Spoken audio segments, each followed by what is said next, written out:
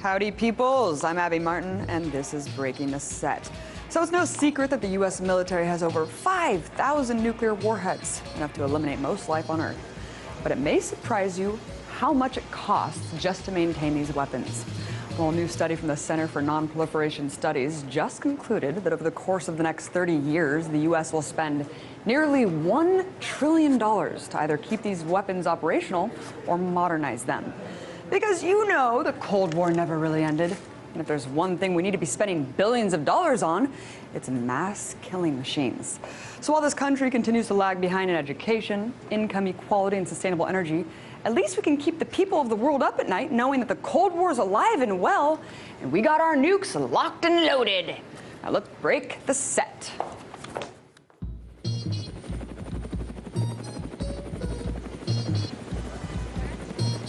It was a terrible mistake, and we're working very hard to make up for it. And once again, we put something on the air. It's a flat-out lie. Have you ever had sex with Governor Rick Perry? No, wait. Do not answer that. I want you to watch what we're about to do, because you've never seen anything like this on television.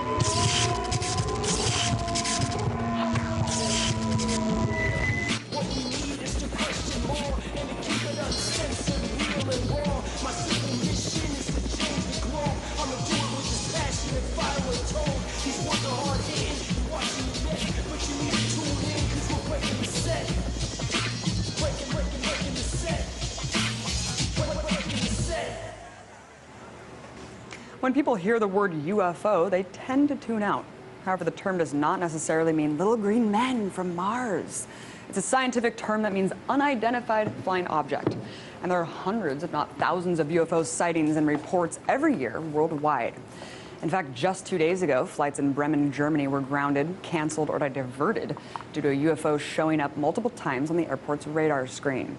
This comes on the heels of a July event that's now surfacing about a bizarre incident near London's Heathrow Airport, where a pilot was convinced he was going to collide mid-flight with a metallic object shaped like a rugby ball. Both incidents are still being investigated by authorities. Well, these reports are nothing new.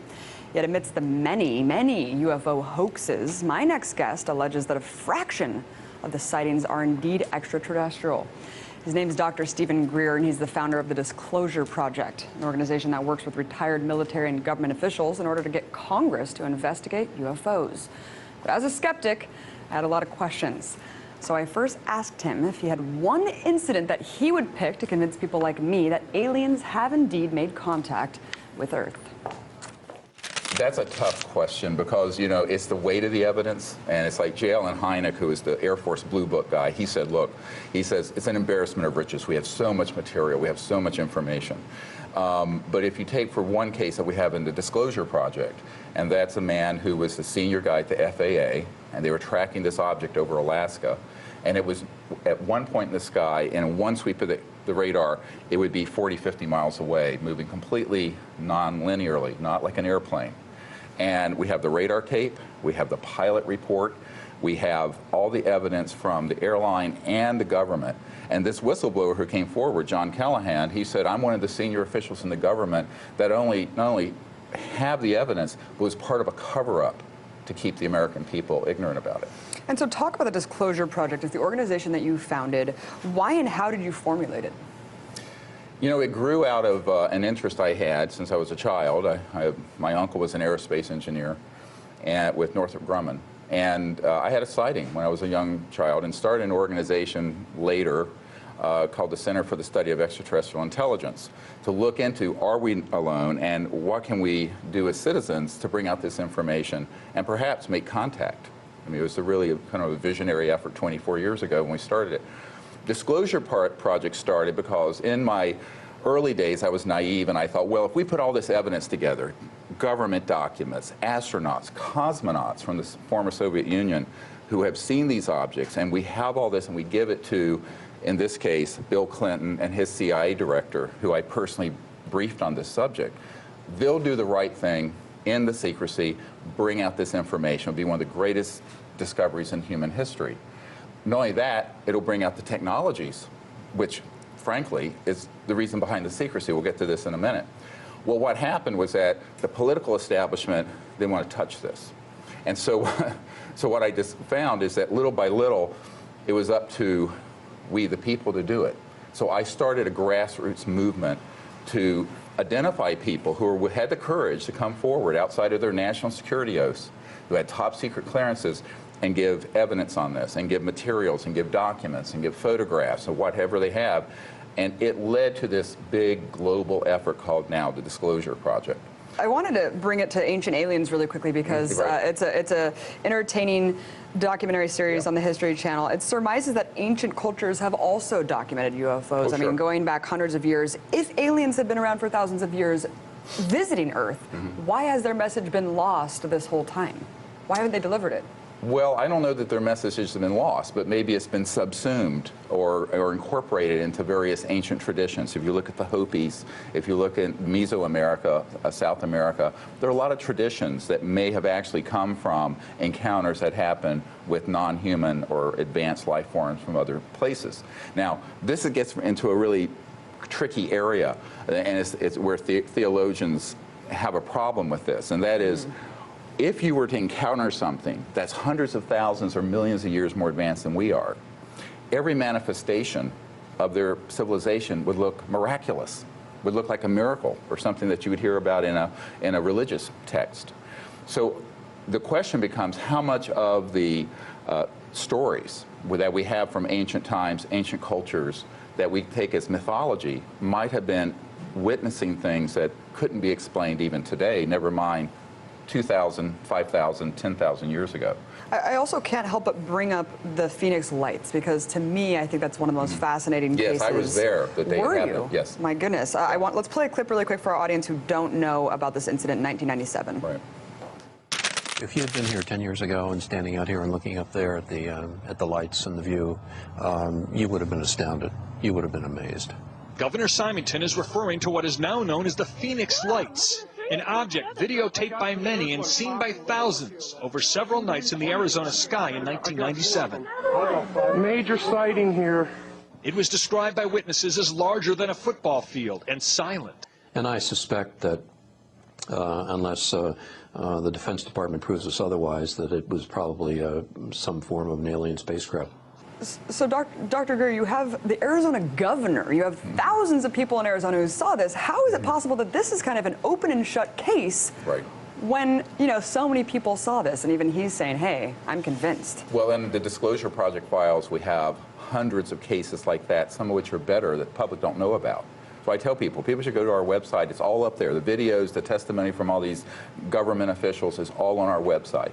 And so we haven't held anything back except some confidences I've had to keep when I've had meetings at the Pentagon and elsewhere. But what I tell people is that the reason it's hidden in plain sight is that the establishment doesn't want people to know, not so much that there's life out in the universe. There's 2/3 of the public believes that there's intelligent life somewhere out there. Over half believe we've been visited, all right? And this is consistent in polls. It's the technology. How do you put something like that up in the sky and move it, no sound, completely quiet? You're not dealing with fossil fuels. You're not dealing with conventional rockets. You're dealing with an entirely new area of physics, which, if it was disclosed, would mean the end of big oil, the end of the petrodollar, the end of public utilities as we know it. It would be an entirely new energy paradigm. And so the macroeconomic power behind the secrecy is what no one's been looking at. And this is what the Minister of Defense of Canada and I did a press conference on a few years ago, Paul Hellyer, and I did a press conference about this, that it's the energy and technology part of this story that has led to the extreme secrecy and also the extreme ridicule. Let's talk about your documentary series, because you were mentioning earlier that you've spoken to people who have actually taken these bodies out of crafts. I mean, Dr. Greer, where are these bodies? I mean, in Sirius, you discussed the Atacama skeleton found in Chile as an extraterrestrial being. However, scientific analysis concluded that it's human DNA. Well, no, actually, we never said it was ET. We said we don't know what it is. And the DNA analysis from Dr. Nolan at Stanford is that 9% of the genetic material isn't matching to humans. Now, as of last week, we just discovered that the stature of this being, which is, now this is a 6 Can I finish my question really Yes. quickly? Because I think even making these allegations before you know, I mean, you're saying that we don't know. Does it discredit your larger attempt to expose the truth about UFOs if you're saying these things? We can't see the beings that have been, but you know, supposedly. Well, no, and I've never been to a facility where they've been autopsied. However, I know men who have been there, and those are the people in the Disclosure Project and who have gone on the record, who actually have been on retrieval teams. So, and those are firsthand things. Now remember, you know, if the New York Times had 3 people to confirm a very controversial political story, they'd run with it. We have over 110 on digital videotape with top secret clearances, name, rank, and serial number. These are not anonymous. So I tell people, please don't take my word for it. As for the Atacama humanoid, very controversial. You know, the Huffington Post had 5 million people on their site when this thing broke a few months ago. We still don't know what it is. Now, the people who say it's human, they're jumping the gun. The people who say it's ET, they're jumping the gun. How can equating UFOs with aliens be credible at this point when we live in a world drone technology has existed? I mean, now it's so prevalent, and it probably has existed for decades prior, Dr. Green. How can we ever tell what's a drone, what's a UFO? Well, you have to know the science behind it. The drones that people see make a noise, like this case that just happened in Germany. It's very noisy. Those things are not quiet. Now, this does open up another whole discussion of what do we have in our classified projects that might look like a UFO, and do those exist? The answer is yes. We have been designing and building what are called EMG, electromagnetic-gravitic, anti-gravity, pop culture term, not proper, but things that defy gravity, that float and are silent since the 50s, since the 1950s. Now, it's highly classified material. You know, the main writer, one of the big writers for Jane's Defense Weekly, Nick Cook, wrote a book called The Hunt for Zero Point, talking about pulling energy from the zero-point energy field and how that's been applied into anti-gravity systems that are very classified at Boeing, Northrop Grumman, Lockheed Martin. So I think that we have to have enough information, if you're investigating this, to know that some of them are just misidentifications. Some actually are extraterrestrial vehicles because there have been creatures and beings seen associated with them. Like the French government case where one of these objects landed and there were 4 creatures outside the UFO in a lavender field. And this is in the official Japan, or it's equivalent of their NASA report. So don't take my word, listen to the French government's report. Same thing at the Bentwaters case in England. An object landed, there were ETs seen associated with the landing. But if it's in these official reports, how come there's no official documentation of the beings? That's what I don't understand. Well, that's a very good question. You'd have to ask the people keeping the secret.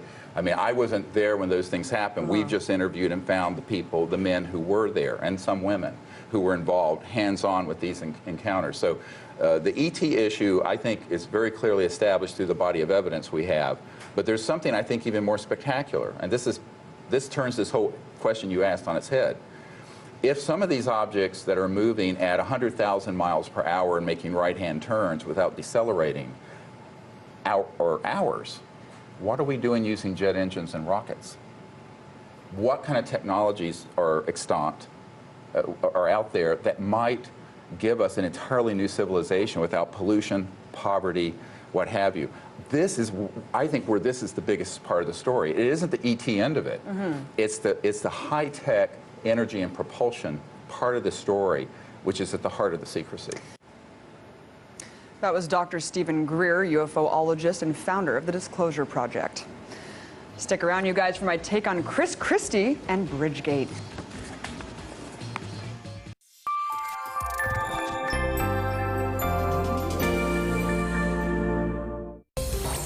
Iraq is clearly again falling back into extreme civil strife. Washington says it wants to help, but most Iraqis appear wary of any more American assistance. Then there is Afghanistan. Washington plans to finally leave this year. The sad reality for all involved is the fact that Washington may never be able to leave.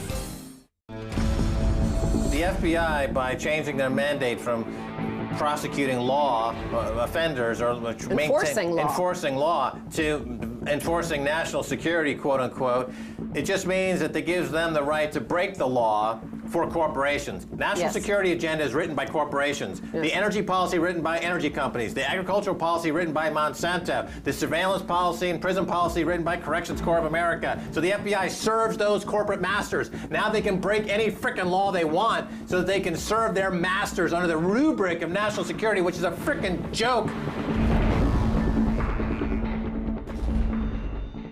Essentially, what you are arguing for is that Kurds should put their ethnic identity above their national identity. Let me ask you a personal question. Yes. Are you a Kurd first or an Iraqi first? I am a Kurd first, then I'm Iraqi. I am not Iraqi, then I am a Kurd. Because, let me ask you that question. I am from Halabja. I have been bombarded. You know, I still remember the smell of the chemical weapons. So what Iraqi identity brought to me? Iraqi identity brought to me the killings of people, mass graves, 4,500 villages were destroyed.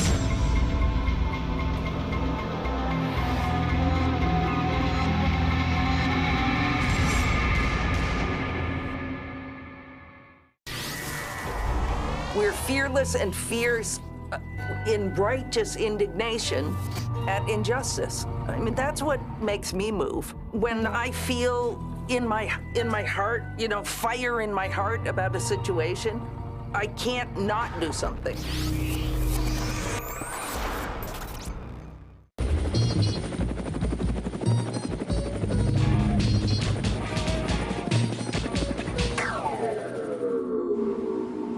Guys, it's been a really busy week for news. You know, between the polar vortex freezing Niagara Falls and Dennis Rodman flipping his lid about his new best friend, Kim Jong-un, on CNN.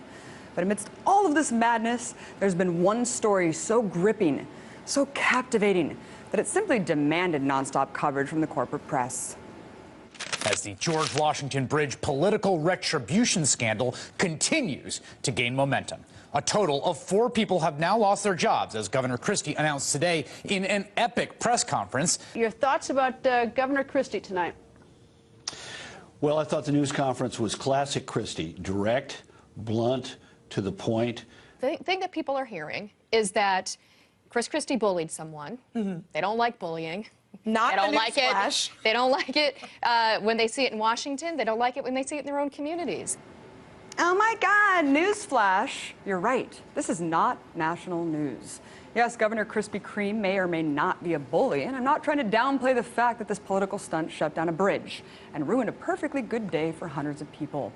But look, if we're going to start arresting peaceful protesters for shutting down bridges to prove a point, Occupy Wall Street, then shouldn't we also arrest public officials for doing the same thing? More importantly, though, why is this the controversy about Christie that the news chooses to latch onto? Where was the outrage when Christie shelled out $2 billion in corporate tax breaks to his rich friends, all the while slashing public education by $1 billion in New Jersey? But I digress. My point is that we don't need to be seeing the entire press conference on repeat.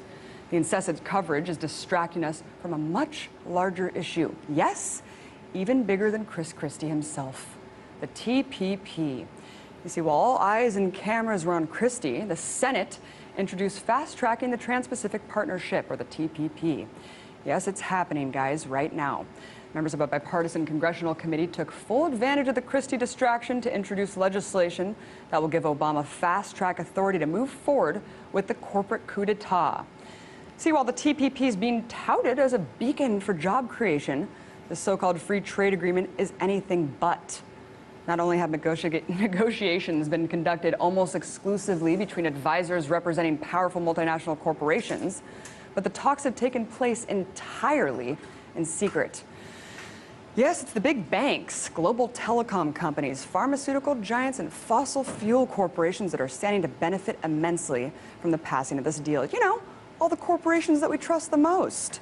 And what the TPP would do, confirmed by portions of the leaked text, is bring about a whole slew of potentially devastating impacts that range from increased prices for medicine, erosion for internet freedoms, and unprecedented corporate power.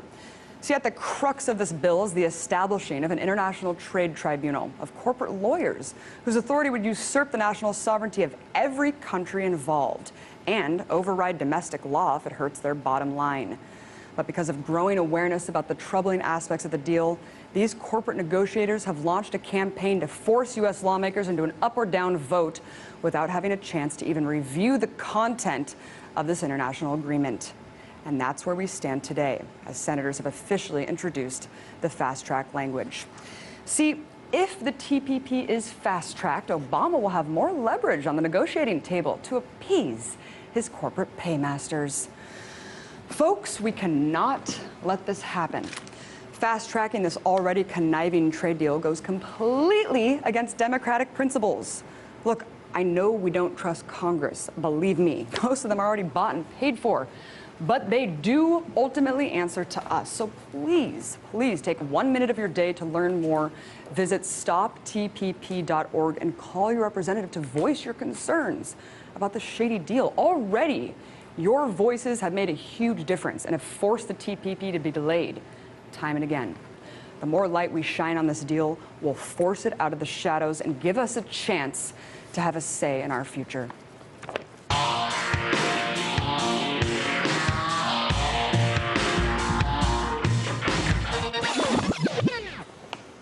As you know, I like to feature independent musicians on my show. My next guest is an Oakland-based singer, songwriter, and also a personal friend of mine. His name is Remo Conscious, and he's a hip-hop artist with a politically charged message. Among other themes, Remo's music is centered around police brutality, U.S. imperialism, and political corruption. It was also featured in the documentary film Loose Change. Remo joined me earlier to break the stage and to play his song, War.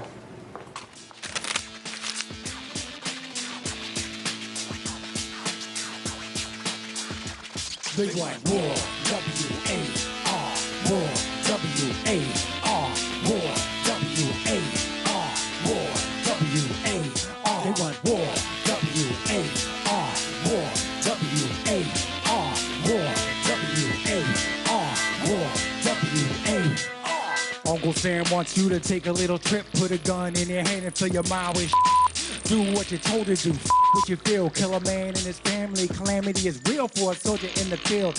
Order to take life, brainwash to fight and not question authority. You might get killed by your own, it's on. Watch your front, your back from dusk till dawn.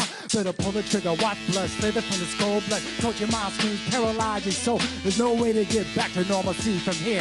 Trapped in hell while the president sips a beer. Smiles and shakes hands, it's all part of the game. Says all the right things, but it's all the same. War planes, war bombs, bullets, guns and bangs. Killing blood, these thugs in D.C. have no shame. They want war, W-A-R, war, W-A-R, war, W-A-R, war, W-A-R. They want war, W-A-R, war, W-A-R, war, W-A-R, war, W-A-R. Flames raining from the sky, bodies in the street, bloody. It's a murder orgy. Uncle Sam's feeling slutty, and everyone bareback, spreading the disease, sending soldiers, tanks, bombs overseas. It's a gangbang, baby. Army, Navy, Air Force, Marines, hands up, now scream. Man-made money, mayhem soon follows. Since war's big business, you can figure out tomorrow. If you're a soldier, everything they told you, the war they got you fighting is illegal. It's not about peace or freeing the people. It's about domination, military occupation for the mighty corporation. So if you want change, be a soldier, so you both.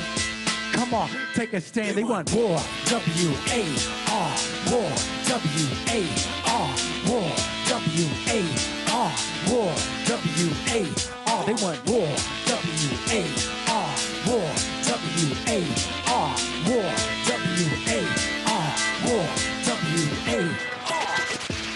The commander-in-chief, cause he don't give a about peace, and I don't give a damn about the color of his skin.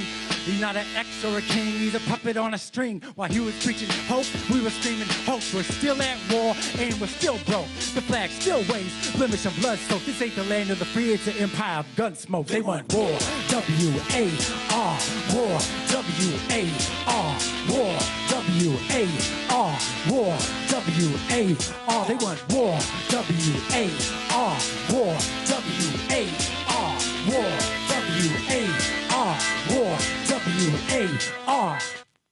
What inspired you politically? Because I know that you've been an activist for a long time. I would say it's all Bush 1's fault. I got into politics because of him. I started to kind of research what was going on, what he was about, what was driving him, what the forces were behind him. And that just kind of got me started. And I was reignited by his great son, Bush Jr., and that just really lit a serious fire under me.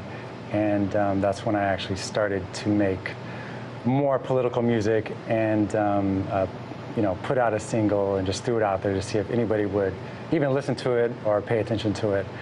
And it's just kind of gone from there. You know, as an independent artist, activist, very grassroots, everything you do is very bottom up. What do you see as the biggest problem with the top-down music industry right now? Well, I feel like the music industry doesn't want to support music that talks about the real issues that are happening. They'd much rather put their investment in music that is talking about, you know, making a lot of money, hustling, music that talks about sex, women in a degrading way. And I think that has a trickle-down effect on communities that listen to that type of music. You know, I grew up listening to Public Enemy and KRS-One, and that was really inspirational to me. And they were talking about some serious issues, things that were going on, and what you could do to kind of fight back, you know, with Fight the Power. Right. You know, so it's a whole different generation right now, and it's sad. Right, I do think it's sad that we see a lot of mainstream music now telling people, you know, this is what's important: money, sex, drugs, power, riches. It's just like, wow, it's so far strayed from the roots of where this hip-hop came from in the 80s, like you're saying, exactly. Public Enemy, KRS-One.